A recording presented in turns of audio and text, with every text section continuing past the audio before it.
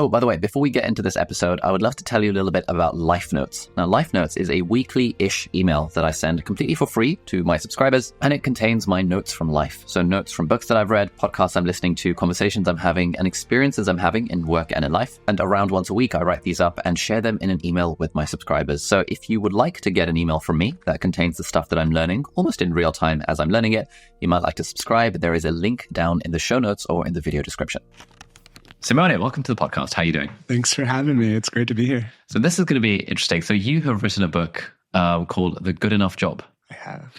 Which is interesting. So in my audience, a lot of people and me struggle with this feeling of like, what do I really want to do for work? What should my career really be? I have all these interests and I want to find something I'm passionate about, but I also want to find something that pays well and that has some sort of impact and that, ideally gives me enough flexibility to do whatever I want. And almost everyone I speak to who is in their 20s and even 30s struggles with this sense of what's the meaning of my work and why am I working beyond just to pay the bills? Which is kind of your specialty, your specialist subject. How did you first get interested in this sort of topic? Yeah, the good thing about being a journalist is I don't have to necessarily be the expert. I can just point the camera at different experts around the room. But for one thing, I am a reporter and my beat has always been work. And so the professional angle answer to that question is that I've been tracking work, particularly in the US, for the last 10 or so years in my own career. And I recognize that work has come to fill this outsized role in Americans' lives in particular. You can look at the data comparing the US to other countries, and while all of our peer nations have decreased the number of hours they spend working each year, certain subsets of Americans, particularly college-educated Americans, are working more than ever, which is ahistorical. It kind of begs the question, why? Typically, the richer a person or the richer a country get, the less they work, because frankly, they can afford to work less. But in the last 30 or so years, we've seen this ahistorical trend where certain Americans are working more than ever. So that's sort of like the business answer, the professional angle. There's also the very personal one, which is that after working as a journalist for a number of years, I had an opportunity to interview for another job outside of the industry that I'd grown up in. And the job was at a design agency for this firm called IDEO. And, I sort of passively went through the interview process, always take the phone call. And I got to the end of the road and I had these two job offers. One was to continue being a reporter. I was writing for this trendy magazine in New York City. And the other was to be a designer. And on one hand, woe is me, the agony of having to decide between two attractive job offers. But, if you or, anyone in the audience has been at a similar career crossroads before, it can feel existential. There was sort of Simone, the journalist, on one path, and there was Simone, the designer, on another path. And it didn't feel like I was choosing between two jobs. It felt like I was choosing between two versions of me. And I knew I wasn't the only one. I could feel the same thing that you mentioned among many of my peers who were looking for a vocational soulmate. They were looking for that perfect job that could help them self-actualize. And I started asking, maybe our expectations are just a bit too high. Nice. So how did we get here? How did we arrive at this place where so much of our identity is so tied to what we do for work? Yeah. And has it always been like that? Well, there's many ways to answer that question. If your last name is Miller or Taylor, maybe you can say that it's always been like this. Particularly for Americans, the Protestant work ethic and capitalism were sort of the two strands that entwine to form our country's DNA. But I also think there's been some changes in the last 30 or 40 years that has made this kind of conflation of work and identity particularly relevant to more and more people.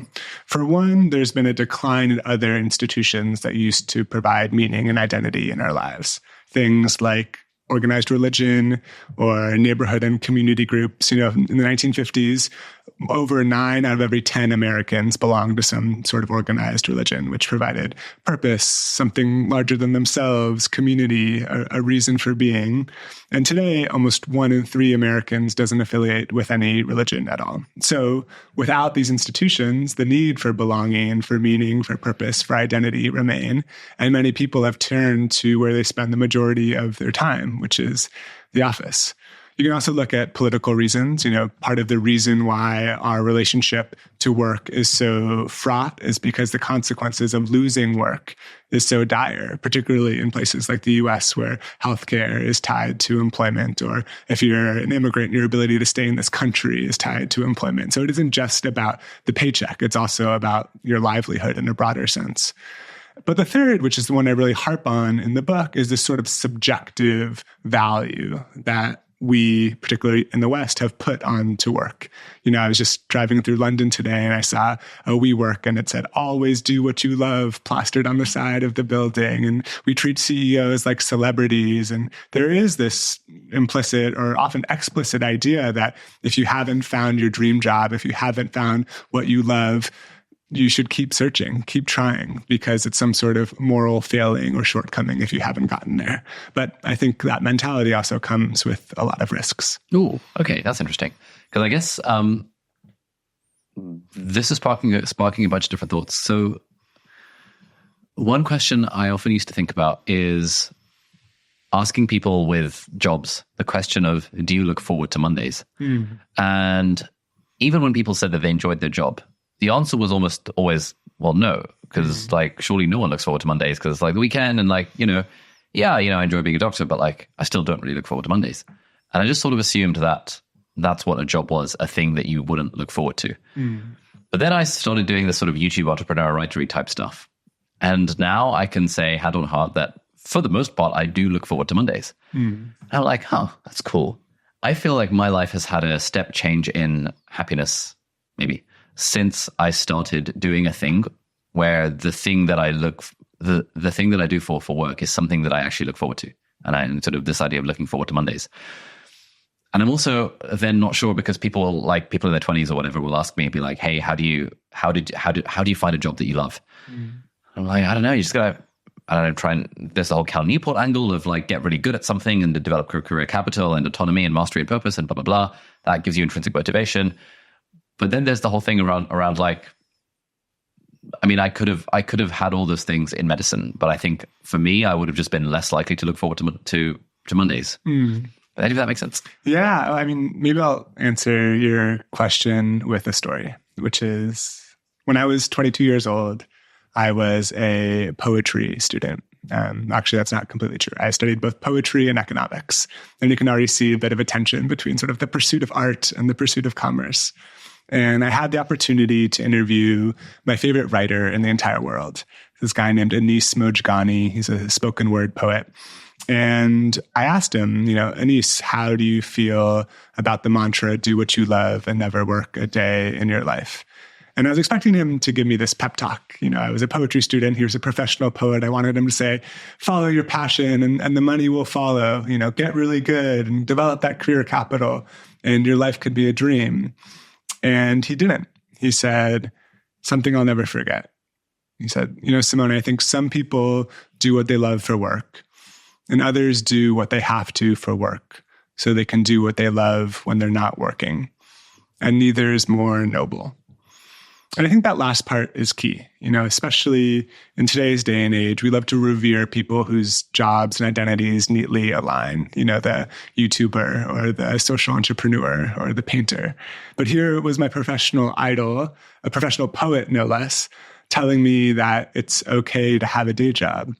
And so I think, the question of do you look forward to Mondays is really important. We work more than we do just about anything else, and how we spend those hours matter. But I also think the question of do you look forward to whatever you're going home to at the end of the workday on Monday is important. And sometimes people who are ambitious, people who are really looking for that vocational soulmate get in this loop where they work all the time.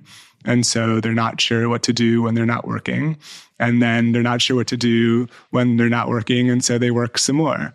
And it creates this imbalance, this way in which we invest so much into just one facet of who we are without rounding out the rest of the person. Ooh, that's fun. So I had a moment probably last Saturday where it was a really nice day here in London and I didn't have anything on my calendar and I could do whatever I wanted. And I was like, what do I want to do today? And I really wasn't sure. I was like, I guess I could sit on the sofa and play PlayStation. I guess I could read a book, could play the piano and play some guitar. I was like, I'm seeing some friends for dinner anyway. And I've seen a lot of people this week, so I kind of want to spend this day by myself. And I was thinking, what the hell do I do? And my mind just kept going to, I'm so used to working, and working to me feels so enjoyable and so purposeful and so flow statey and stuff when I'm doing it. Yeah. That then when it's a weekend, I do often feel like I'm at a bit of a loss. I'm like, what do normal people do on the weekend? I don't know. I guess I could watch TV. I guess I could finish off The Last of Us.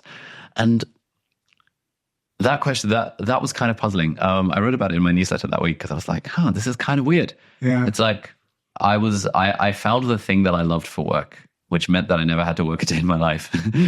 And yeah, this question of like, do you then look forward to the weekend? Or do you look forward to the thing you do outside of work? Like, I look forward to the weekend in the sense of like, I don't have any meetings on the calendar, which is nice. But then I don't really know what to do with that time. And something a friend of mine suggested was like, I don't know, making like a menu of options of like, when I have free time, here are some hobbies that I can do and stuff. And it felt kind of lame. I was like, what the heck? Just what's check the Asana board to see what your hobbies are again. Yeah, I mean, I think, it points to some of the risks that I was mentioning. One is the first that we mentioned about expectations. If you're always expecting your job to be a dream, that creates a lot of room for disappointment. The second is something that a lot of people found out during the pandemic, which is that your job might not always be there.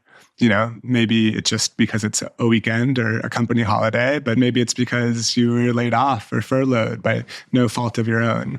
And if your work is your sole source of identity and you lose your work, you can be left asking what's left. But the third, which is, something that I think your weekend predicament really speaks to, is the fact that we are all more than just workers, right? We are someone's child and someone's sibling and someone's friend and a community member and a citizen. But all of these other identities, guitar player, traveler, artist, that exist within us need attention. They're sort of like plants. They need water and attention in order to grow. And if we're just investing in the work identity, those other identities that exist within us can wither. And so in order to really conceive of yourself as more than just a worker, to see yourself as a guitar player or someone who values their physical health or someone who is a good partner, you have to be able to invest in those identities with your time. But if we're only working, it is a very narrow platform upon which to balance. Nice. I like that. Multiple identities. And you have to invest in those multiple identities with your time. How do you figure out what these identities are that you want to cultivate?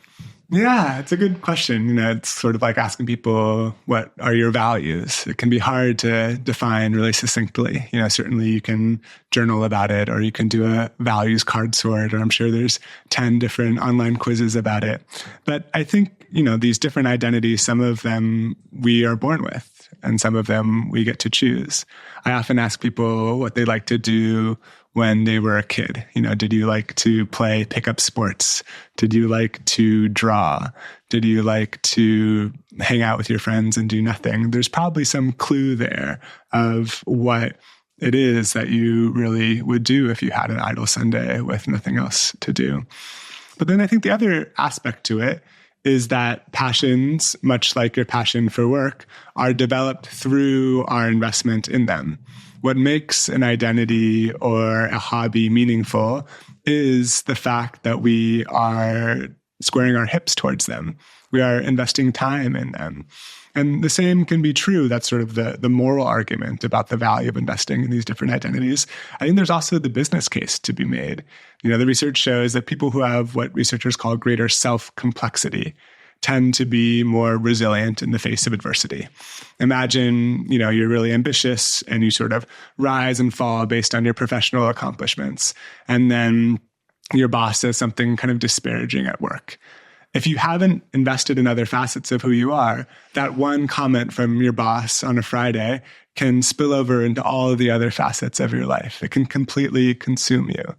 But also, through those different identities, that's where we get inspiration to come up with really novel, interesting things. I mean, you know this as a creative worker. It's not always when you're banging your head against your keyboard that the brilliant ideas come. Maybe it is through that active form of rest or leisure, like playing guitar or like going on a walk with someone that you care about. That is where you might see things that are outside of just the purview of what you're doing on a daily basis. I think it's one of the problems with corporate culture these days is all of our time is sort of compartmentalized into these calendar blocks, and we have all these meetings, we take in all of these inputs, but we have very little time to synthesize all that we're taking in. We have very little time to make meaning from everything that we're doing. And so there's a really strong business case to be made for the value of, much as an investor benefits from diversifying the stocks in their portfolio, we too benefit from diversifying the sources of meaning and identity and purpose in our life. Yeah, I really noticed this when I first arrived at med school, because I think as in high school, a lot of my identity was tied to my academic performance. And it was like, I was a nerdy kid. I wasn't really any good at sports. I didn't really have anything going for me, I felt, except the fact that I was really good academically. And then towards the end of high school, I was like, this it's kind of annoying. Like, let me also, I don't know, become a close-up magician or something. And so I tried to dabble with these other things to sort of diversify my identity a bit.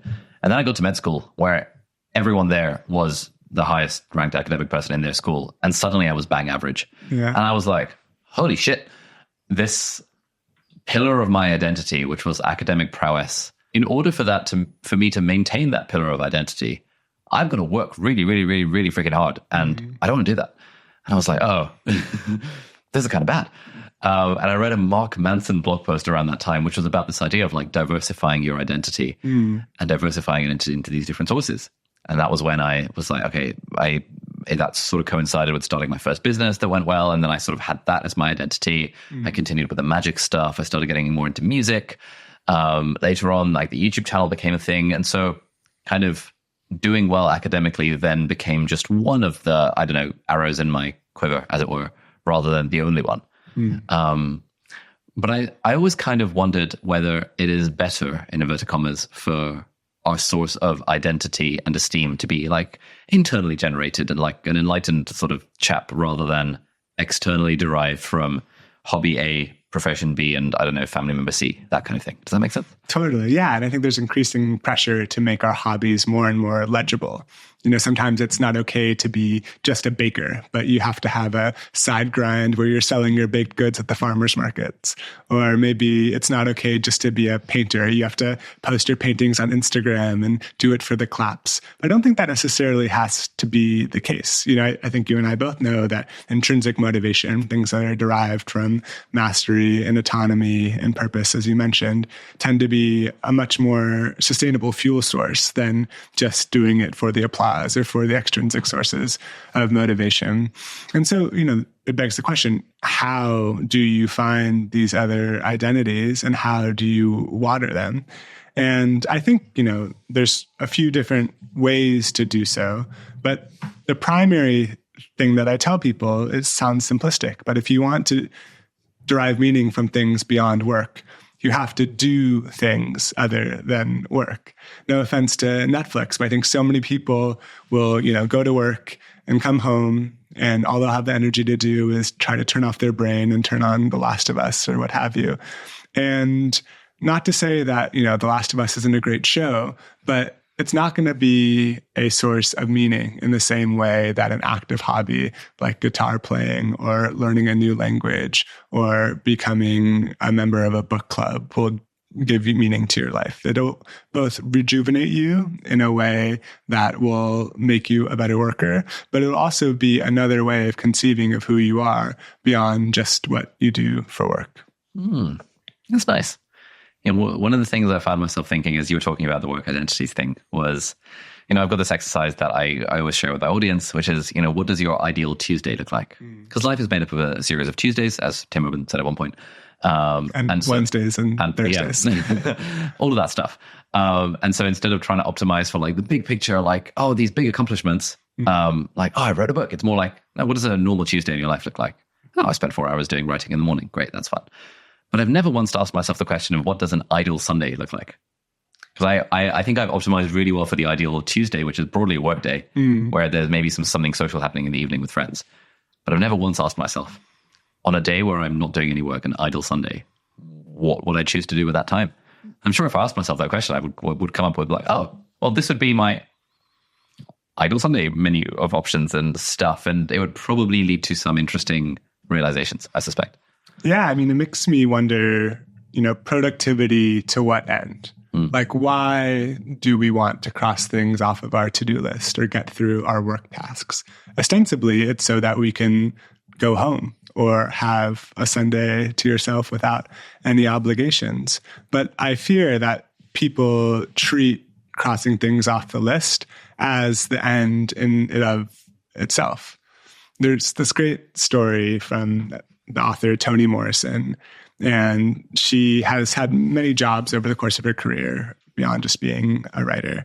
She grew up and used to clean rich people's houses, in her own words, in her hometown of Lorain, Ohio. And she was coming home from cleaning people's houses one day, and she was complaining to her dad about it. And her dad said, listen, you don't live there. You live here with your family. Go to work, get your money, and come on home. And I think we all need something to come home to, or else we'll just continually be on that hamster wheel. But the things that we're coming home to also need to be intentional and conscious decisions. So you've probably seen this diagram of concentric circles about habit formation, where on the inside or on the furthest ring, there's outcome-based habits, where you set a goal, I want to lose 50 pounds, for example. Then the next ring in is the process-based goals. So things like, I'm going to go to the gym every Tuesday and Thursday. And the innermost circle is identity-based goals. I am going to be a person who goes to the gym. I conceive of myself as someone who believes and values in physical health. And therefore, I go to the gym on Tuesdays and Thursdays. And as a result of that, I might lose 50 pounds. But the research shows that when our habits are built around these identities, not just the outcomes, not just the processes, they tend to be a lot more sticky, which is why I think diversifying our identities are so important. We have this society-wide conversation about work-life balance, or we have the society-wide conversation about burnout. But I actually think these phenomenons are all downstream of this question of identity, this question of how do I conceive of who I am in this world, and how do my behaviors reinforce that?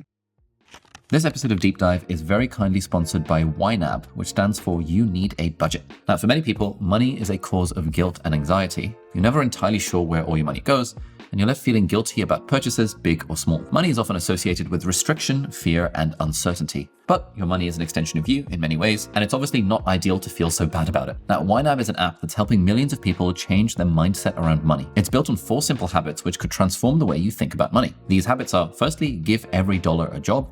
2, embrace your true expenses. 3, roll with the punches. And 4, age your money. Now, these habits are actually really simple.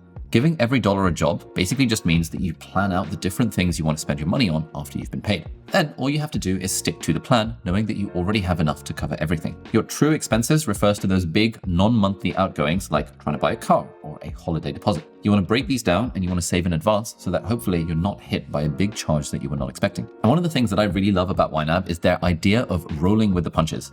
Because sometimes life does throw things at you, like a piece of tech breaks and you need to have it fixed, or you get your stuff stolen from the back of your car, like happened to me, or a pipe burst and you have to call a plumber. YNAB helps you set money aside in advance to help cushion you from life's unexpected expenses. They also recognize that we can feel really guilty for spending money. So if you do spend more than you planned, that's totally okay. Just move your money to wherever it's needed. It's yours at the end of the day. And you can even age your money, spend less than you earn, and have a nice stack of saved money waiting for your bills as they come in, not the other way around. In an ideal world, money really shouldn't be scary or stressful for us, and we actually have way more control over our money than we often think. So if you're interested, you can try out YNAB today, and you can see if this approach to budgeting can make a difference in the way that you think about money. So thank you again, YNAB, for sponsoring this episode of Deep Dive.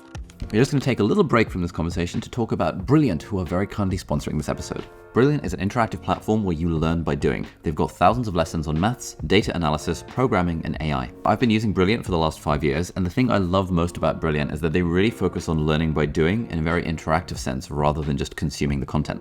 They've got a first principles approach to learning that helps you build understanding from the ground up rather than just absorbing information without really knowing how to apply it. Brilliant's lessons are crafted by an award-winning team of teachers and researchers and professionals from MIT, Caltech, Microsoft, Google, and a bunch of other fancy places. And the courses on Brilliant really help you build your critical thinking skills through problem solving, not just memorizing things.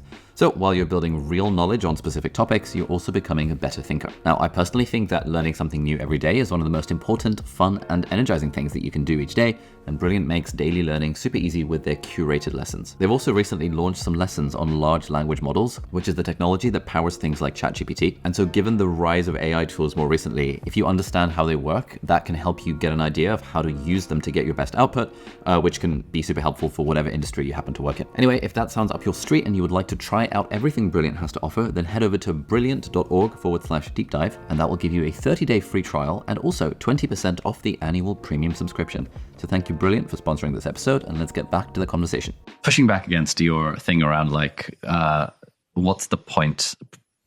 Productivity to what end? So yes, one conception of work can be, I tick my things off my to-do list to gather my money such that I can then go home and to chill out. But I'm tempted to argue that, like, in my case, I've thought about this a lot to figure out, like, if I really didn't care about making money, if I had like 100 million in the bank or whatever, what would I actually do? As I would still choose to make YouTube videos, and I still choose to write books. So in that sense, the making of a YouTube video and the writing of a book and the doing of a podcast and the giving of a talk or running a workshop is not a means to an end.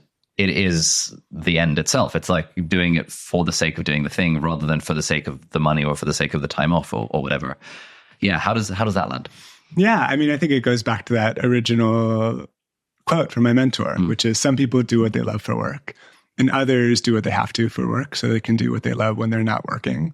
And I don't think there's anything wrong with the fact that you found a career where you can align your passions and your interests with what you do to make money. It's awesome. And that model doesn't work for everyone. And I think the risk is that we try to impose this idea of dream jobs, that if you haven't found it, don't settle, keep searching, as Steve Jobs said. But we all are running around, some of us diabolically like a chicken with their head cut off, trying to find this dream job as if the work thing falls into place, the rest of my life will figure out.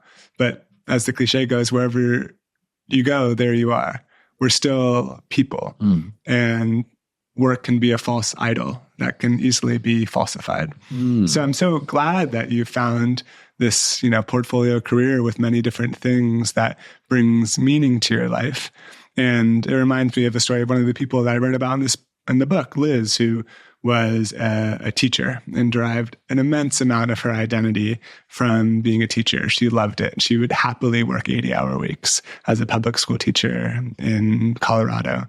And then she contracted Lyme disease. She was out hiking in the woods in Vermont. And she went from being a teacher who derived so much of her identity and self-worth from her job to her mom spoon-feeding her chicken soup in bed. Her productivity was no longer something in her control. And she said something that has really stuck with me, which is she learned from the chronically ill community about the value of defining ourselves based on our evergreen characteristics, as opposed to things tethered to our productivity or to a market.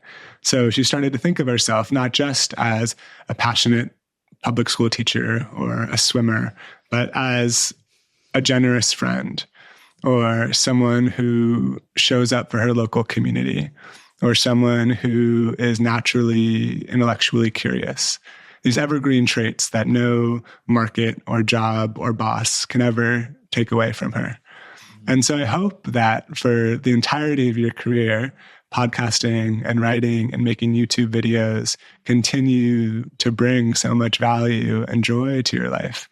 But I hope that you're also thinking about what are those other things in your quiver so that if that time were to end, you would still have other pillars of your foundation. Yeah. Oh, that's good stuff. I'm curious. I've, been a follower of your channel for a long time. And it seems like this year you've really committed to your physical health. You've really, made a commitment towards going to the gym, being consistent. I'm curious both where that came from and how it's been to really invest in this other identity. Good question. Like I turned 30 last month, and I knew that the 30th birthday was where birthday was coming up. And often, like most people I interview on the podcast are slightly older than me, if not very much older than me. And one piece of advice I've often got is take care of your health, because for all the obvious reasons. And I'd never really made it a conscious commitment to take particularly seriously or sincerely until the start of the year, when I was figuring out what are my goals for the year, or what would be cool to have done by the end of the year. And I thought, this is the year that I'm actually going to kind of double down on this health thing, because, for the sake of mostly for the longevity stuff. I read Peter Attia's Outlive, listened to a bunch of the longevity bros, thought about I want to have a family and kids and grandkids and stuff. And I'd really like when I'm 60, 70 or whatever to have enough energy and physical vitality to be able to play with them and hang out and stuff without getting tired all the time. And so that was the sort of thing in the back of my mind of okay, for the sake of that end goal, let's focus on mostly the process-based habits of I'm going to show up to the gym a few times a week, going to eat broadly healthily and try and get X number of steps per day. But I don't really think it's seeped into my identity just yet. Because when you mentioned kind of watering that identity, I sort of felt surprised of do I think of myself identity-wise as someone who's healthy, someone who's fit, someone who takes care of their health? I'm not sure I do. It's not. Or if I were to list out my identities, it wouldn't be anywhere near the top 50. Yeah. Yeah. Yeah, I mean, that makes a lot of sense, and I imagine that as you devoted more attention to it, it's become more fulfilling to you, in the same way that after not having gone for a run in a long time, the first run can feel like pulling teeth. It can be incredibly hard. And then as you settle into the groove of the habit, it not only produces long-term and short-term results, but it is more personally fulfilling to see the progress measured. I'm thinking about what you said about career capital, this so good they can't ignore you framework. And how Cal frames it is he says, develop skills that are rare and valuable.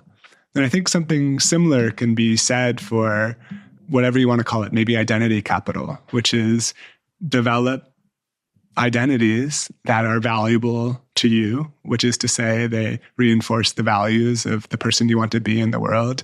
And they're rare because they take time in order to develop them. What makes something valuable or meaningful in our life is the fact that there's an opportunity cost, is the fact that you're at the gym when you could be sitting on the couch, or you're out seeing a friend when you could be doing more work.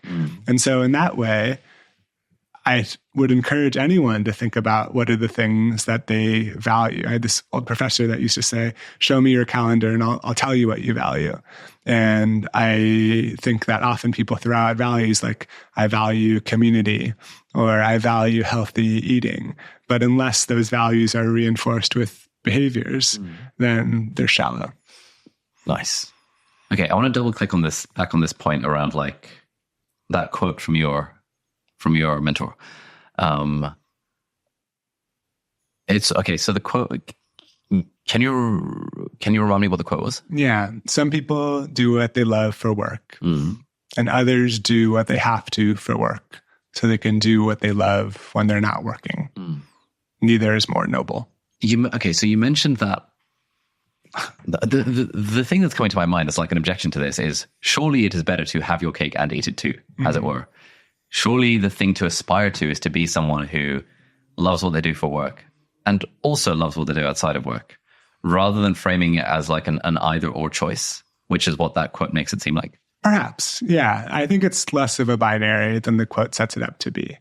But I think the point that he was trying to make that I believe in is that some people really do treat work as a means to another end. Sure. And that can be an extremely fulfilling way to live your life. not to say that some jobs aren't fulfilling intrinsically, but people who have a sense of why they're working, whether it is for the innate pleasure they get from showing up and doing the work each day, or from the pleasure that they might get from supporting the people that they love, or their real passion of sailing that they can do. I've seen and talked to so many people who have put all of their identity eggs in the professional basket, only for that basket to reveal its holes. And I think part of this idea of a good enough job is thinking about how your job can support your vision of a life well lived, as opposed to the other way around. Right now, so many people treat work as the center of their existence and try and fit everything else in the margins. And what Anis was saying is that other people put other things in the center, and work is a way of propping up that other value that they have. Yeah, that's good stuff. Yeah, one of my team members, Alison, she is like the exact, sort of the person I've met who's the exact embodiment of that mode, where, I mean, she's really good at her job and stuff, but her whole thing is like, I'm sorry, Ali, it is just a job at the end of the day. I'm like, yeah, great. It's good that she has that perspective on it. And she says that she's the happiest person that she knows. She's always like hanging out with friends, going to plays in London and traveling and stuff. And the fact that the job, she's our head of customer success, and she gets to talk to struggling YouTubers and help them with emotional support and stuff. And there's flexibility and it pays okay. She's like, great, that ticks all the boxes for me so that I can then do the other stuff outside of work. Which is interesting because from my perspective, I am one of the happiest people that I know. And I put a lot of my identity eggs into the work basket, which is working for now. But I always have in the back of my mind that anything could happen. If I suddenly become unable to speak, for example, that's going to be a massive blow to my sense of identity. If I become unable to work, unable to be productive, unable to teach, that's going to be a massive blow to my sense of identity. And there was a coach of mine who's a former psychologist who sort of asked the question of like, hey, Ali, if you had a period of 2 years where you weren't allowed to make any YouTube videos or you weren't allowed to post any content, what would you do at that time? And I was like, well, I mean, I would read loads of philosophy and I'd sort of get my materials prepped and figure out what the next book to write could be and figure out what the next arc of my teaching career could be. And I was like, okay, what if I told you that you are never allowed to create any content and put it on the internet or teach anything at all? What would you do then? And I was like, damn, I would get really depressed then. Because then as he asked me that question, I felt like, oh, then what's the point? Like, and I remember being surprised by that because, like, if I were to ask my mum, if you suddenly weren't allowed to be a psychiatrist, how would you spend your time? She wouldn't say I'd end up really depressed because I wouldn't really have anything to do. But I found myself giving that response.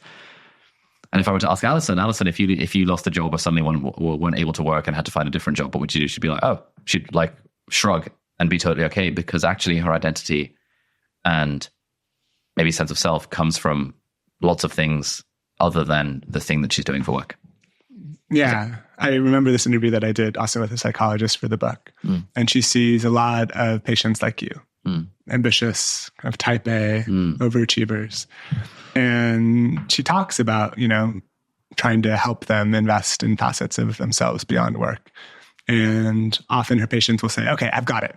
I'm going to run an Ironman, or I'm going to read 52 books this year. Yeah. And in many ways, they try and turn their leisure into another quantified form of labor. And she says, hold on a second. Why don't you start small? Why don't you start with a run? Or why don't you start with reading one book or devoting 15 minutes to reading each night and go from there? Because I think people can often get in the similar trap to work as they do with their leisure activities. Like, for example, an athlete, do you remember Michael Phelps in the Olympic season? After he won more gold medals than any other Olympian, he fell into this pit of depression. And I think the cause was that he dreamed the biggest dream he could possibly dream, and then he achieved it. And the question was, what's next? What's left?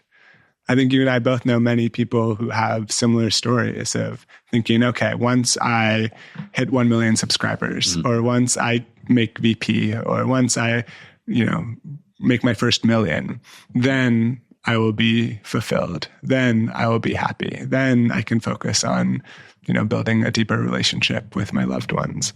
And it just doesn't work like that. Once you reach the peak of one hill, you might be just continually searching for the next one.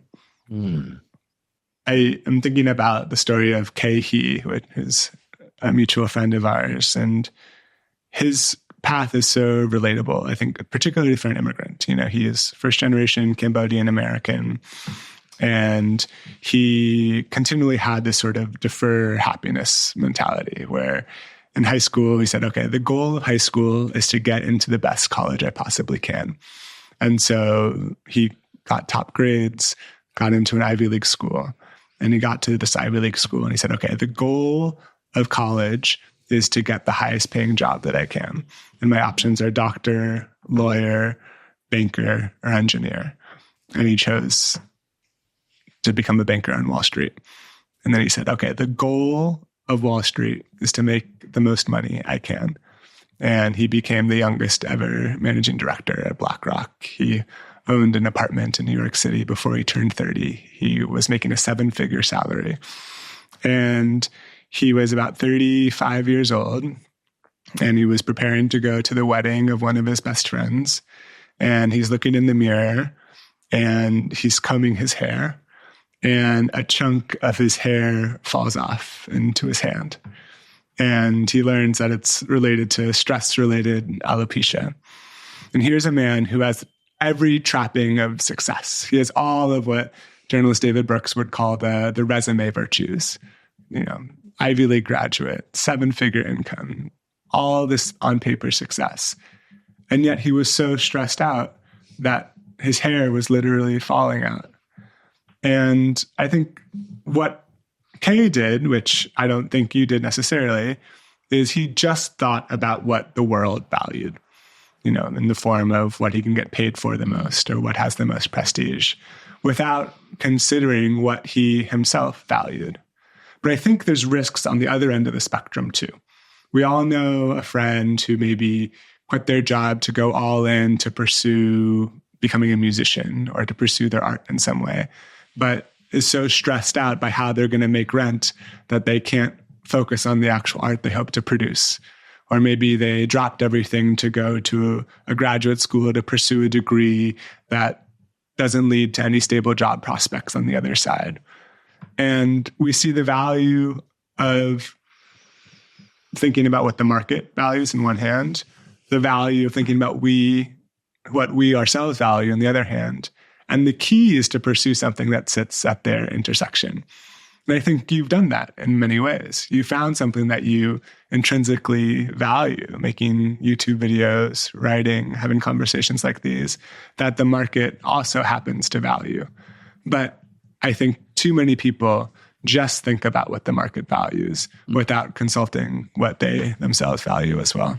Yeah, because I think about this question a lot, around, every few months, I will find myself on a flight somewhere where I don't get Wi-Fi, and I'll find myself thinking, sort of, my mind will go to the question of, what is the point of work? And it happens probably every 6 weeks or so. I'm what's the point of work? And I have all the journaling and stuff, or I've asked this question before, and I always land on, okay, well, the point of work is to do something you enjoy, to do something that ideally the market will reward, or to make enough money from the thing to feel like you're having an impact, to feel like you're being fulfilled. And for me right now, at this stage of my life, this creator, writer, YouTuber thing seems to take those boxes. Okay, we're good. And then another 6 weeks, and I'll ask that question again. And I'll be like, but I swear we asked this question 6 weeks ago. Surely my answer should be more stable. And sometimes we'll get to a filming day where the team's around and I'm just sort of a bit tired in the morning. And it's the prospect of filming a handful of YouTube videos that day where I haven't had enough sleep. I'm like, I don't need to do this. I can just chill and live off the 4% returns of the S&P or whatever the hell people do. So why am I doing this again? And then the team will always kind of like smile and groan to be like, yeah, we've been here before. And so like, what's up with that? I mean, I think that's the age-old question. You know? And I think the leveled up question is, what is the purpose of life? You know, if you're asking yourself, what is the purpose of work? I think that is part of that bigger question of what is the purpose of your life. And my goal with The Good Enough Job, the book, is to make sure that people are defining that bigger question of what is the purpose of their life on their own terms. You know, what is the purpose of work? If you don't define it, your boss will gladly define it for you, or your employer will gladly define it for you.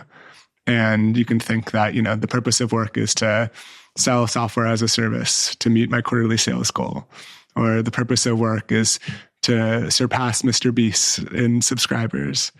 And the problem with those sort of outcome-based goals is that they're immediately falsifiable. You can achieve them and realize this is an altar that I shouldn't have been praying on all along. Do you know David Foster Wallace? He has this great speech, the This is Water speech. And in it, he makes the case for praying to some sort of God or cosmic or otherworldly being. And he says, if you pray to anything else, it'll eat you alive. Pray to beauty, and you'll feel like you're never beautiful enough.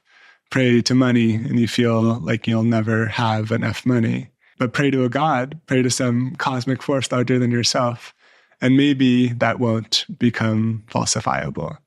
Work is extremely falsifiable.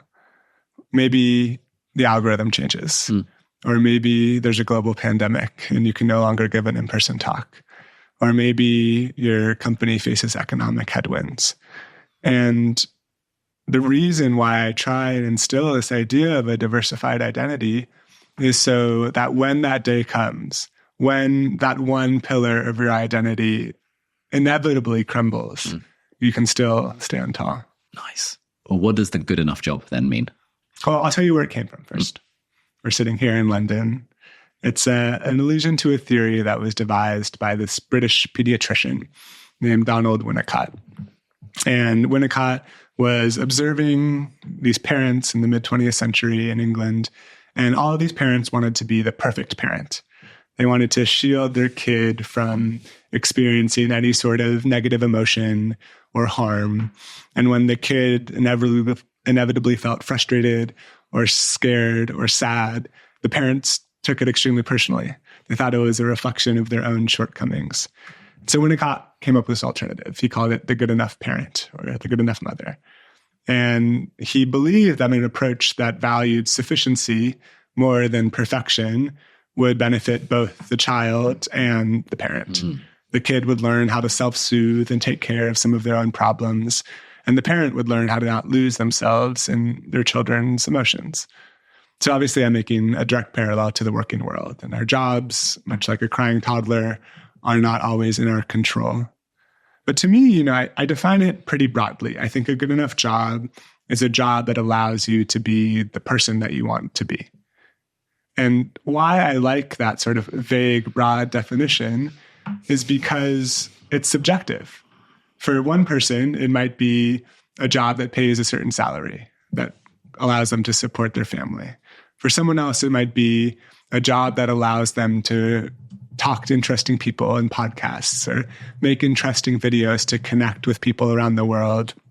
For someone else, it might be a job that gets off at 4 o'clock every day. So Allison can go to the West End and see a play, or you can pick up your child from daycare, or you can go on that afternoon bike ride that really is the thing that brings your life meaning. But whatever your definition of good enough is, I hope that you recognize when you find it, because then you can spend that idle Sunday doing something other than working.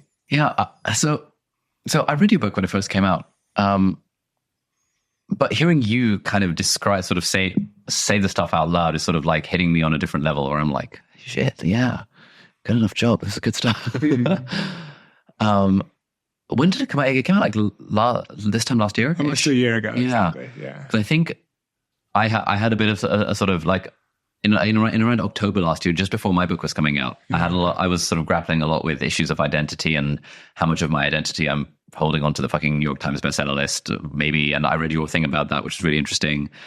And I had was going to Austin and planning to spend a whole week just like batch filming content.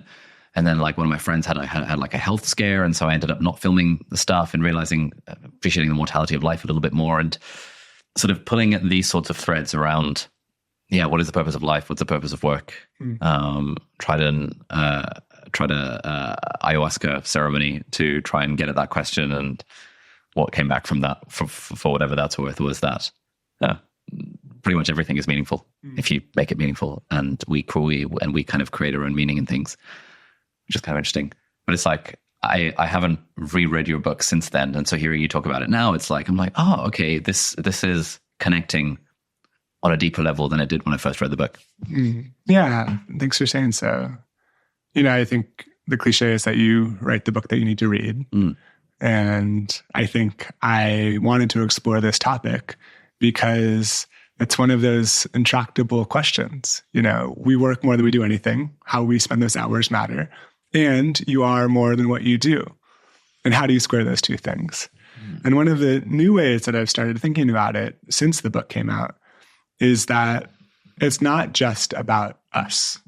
We often think about work from this extremely individualistic perspective of what will be most fulfilling to me, or even what impact would I like to have through the vehicle that is my job. But if you think about the other concentric circles of which we are a part, being a member of your family, being a member of your neighborhood, being a member of this society at large, those identities all deserve our attention. And so my sort of macro case for the good enough job is that if we are able to invest in our families, our communities, our countries, then it's not just our own sense of meaning that will become more robust, but our neighborhoods will become more robust, more resilient. Our countries will become more robust and resilient. We will feel like we have the time and energy to give to things other than producing economic returns for ourselves or for our companies or our employers. Esther Perel has this line that hit me like a brick. It was kind of the impetus for writing the book in some ways. She said, "Too many people bring the best of themselves to work and bring the leftovers home." And I hope that by reading the book or by coming across some of these ideas, people think about what they're bringing home and see their lives outside of work as worthy of their time and their energy as well. So a good enough job is a job that helps you be the person you want to be. What if someone really hates their job, but that job actually does help them be the person they want to be? Because, like, I don't know, they care. They're in that second category of people. They're in the, I kind of have to do this so that I can do all the fun stuff outside of work. But at the same time, they also really hate their job. Would your approach be stick it out because actually you've got all these sources of identity and meaning outside of work, so it's all good, bro? Or would it be like, hey, let's figure out how we can help you have a bit more fun at work? Or like, how do you approach that? Yeah. It's a little hard to give prescriptive advice when it comes to something like your career, but I think about a few things. One is this study that I know both of us are familiar with from these two researchers that went in to interview a bunch of workers who you might not think of as in a particularly fulfilling or meaningful line of work, which is janitors at a hospital. And so Jane Dutton and Amy Renesky went to this hospital and they interviewed all these janitors, and they saw that the janitors roughly broke up into two categories. One group felt that their job wasn't very high skill. They didn't really go out of their way to interact with many people. And ultimately, they weren't very happy at work. The second group was much more social. They did a lot more interacting with their colleagues as well as the patients. They thought their job was higher skill. But the most important difference of that second group was that they saw themselves as an integral part of the healthcare system. They saw themselves as healers. And the sort of takeaway from that study is this idea of job crafting, or how can you make the job that you have more like the job that you want. Part of it is just mindset and mentality. How can you connect your job to a greater why that you believe in? Part of it is being able to craft the actual activities of your job. Is there a way that you can work with your boss or your manager to be doing more of the things that you like and less of the things that you don't? And so I'd start there. I'd say, what are the ways in which you can craft the job you have to be more like the job that you want? For some people, they might need a new job. They might need to look around and take a leap. But before quitting, I would encourage them to start experimenting, start prototyping, whether that's putting themselves out there by applying to other opportunities or taking a class on something that they might be interested in. Or if they don't have time for either of those things, just doing some real thinking about what is it about this job that I hate so much? And is this the suffering that I'm willing to put up with in my life? And if the answer is no, then they might need a change. But I think it also brings up this third point, which is that the question itself of what do I want to do, or what do I want to do most, is a question that takes a certain level of privilege to even be able to ask yourself. And it's not necessarily a question that everyone can afford to ask themselves. We're sort of having this conversation mostly, I think, with the frame of maybe knowledge workers or people that have a level of latitude with what they choose to do for work. But the majority of people globally don't work because they want to. They work because they have to. And that's also a reality in sort of where we began the conversation. The original translation of the word work in Latin translates to not enjoyable activity.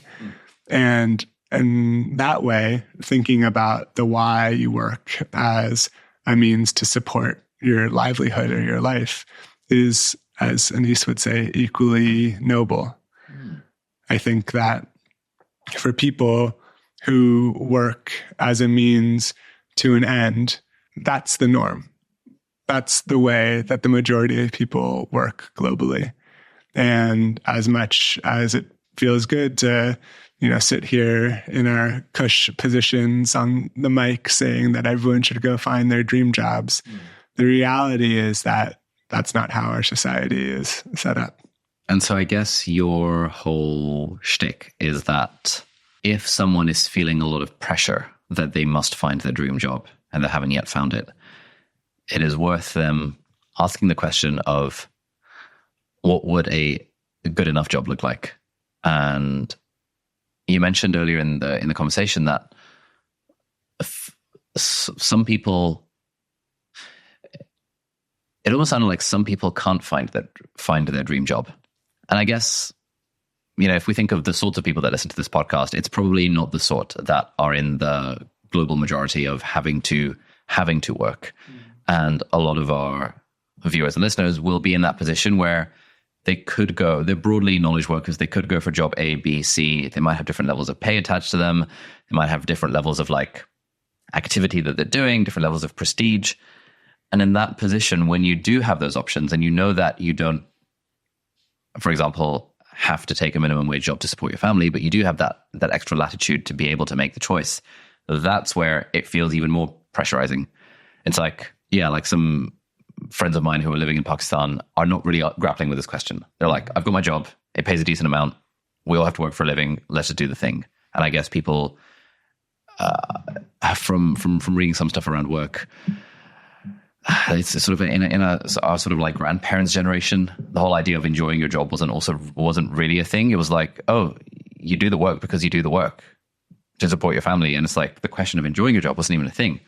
But now, because all of us like millennials and Gen Zs almost have this option that we see people out there who do have their dream job. It creates this feeling of pressure that unless I also have my dream job, I am lacking in some way or another. And it sounds like your approach and what you're trying to get people to do with this book is to say that, hey, that's not the only way to happiness and fulfillment, i.e. the only way to happiness and fulfillment is not merely by having a dream job, that kind of thing. Yeah. Is that fair to say? I think that's very well summarized. And I'll just double click on one idea, which is that this isn't a case for dropping your standards. You still get to define what a good enough job means to you. You know, you look at the cover of the book, The Good Enough Job, Reclaiming Life from Work, and you might think it's this like slacker manifesto or this excuse to sit on your couch or watch more of The Last of Us. And that's not what I'm saying at all. It is a little subversive in that I'm taking this idea of good enough that we normally think of as a way of settling and saying, you know, maybe that's the goal as opposed to the fallback option. And I think a healthy level of detachment is a really good thing for the work itself. Nice. Final question, I guess, is like, we don't know each other very well. We haven't, this is the first time we're meeting. But, you know, we've both followed each other online for some amount of time.